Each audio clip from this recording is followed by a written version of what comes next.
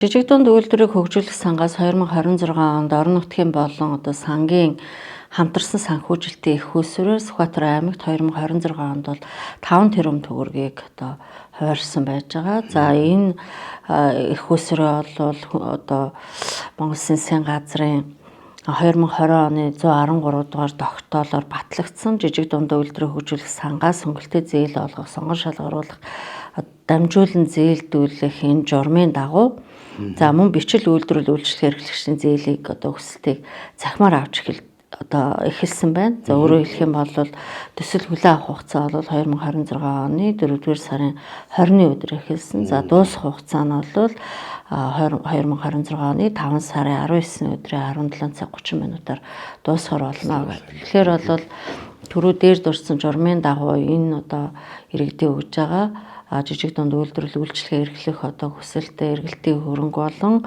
үндсэн хөрөнгийн зээл авах хүсэлтэд иргэдийн материалыг бол цахимаар авдаг гэдэг бол ерөнхийдөө ард иргэд бол мэдж байгаа.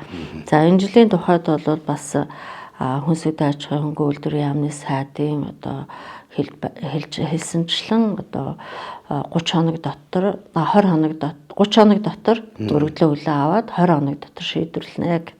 За тэгэхээр энэ жилийн хөнгөлөлтөө зээлийн нөхцөлийн хувьд бол үндсэн хөрөнгийн зээл өсөж байгаа иргэнд бол 8 жилийн хугацаатай, эргэлтийн хөрөнгийн зээл өсөж байгаа иргэнд бол 5 жилийн хугацаатай, зээлийн хүүн 5% хүүтэй байна. За хөнгөлөлтөө зээл олгох салбар бол хүнсний үйлдвэрлэл, хөнгөн үйлдвэр, за үйлчилгээ, за мал аж ахуй, газар тариалан гэсэн энэ 6 чиглэлээр бол 6 чиглэлд 22 нэр төрлөөр бол зээлийг олгоно гэж. Өнгөрсөн 24 оноос бол энэ үйлчилгээ гэдэг салбар бол нэмэгдсэн.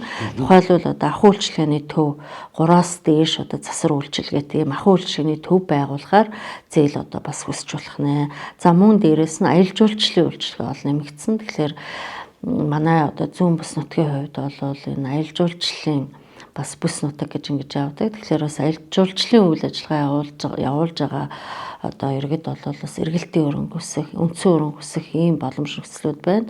За өмнө нь бид нар бас энэ жижиг дунд үйлдвэрлэлийн зээл нэг жилдээ 2 тэрбум орчим өгдөг байсан. Зээлийн эргэн төлөлт сангийн хуваарсан мөнгөтэй нийлүүлээ. Тэгээд ирэнгүүд бол байгаа үндсэн зээл орлох хөрөнгөөс иргэдийн хүсэж байгаа хүсэлт бол давж ирдэг байсан. Энэ жилийн тухайд бол ингээд 5 тэрбум хуваарлагдж ирсэн учраас энэ боломжийг ашиглаад манай жижиг дунд үйлдвэрлэл эрхлэгчид, бизнес эрхлэгчид, үйлчилгээ эрхлэгчид маань бас энэ зээлд түлхүү хамрагдаж бизнесээ өргөтгөх тийм ээ санхүүгийнхаа боломжийг нэмэгдүүлэх ард иргэдэд үзүүлдэг үйлчилгээгээ өргөтгөх энэ боломж бололцоонууд бол нэмэгдэж байна гэж үзэж байна.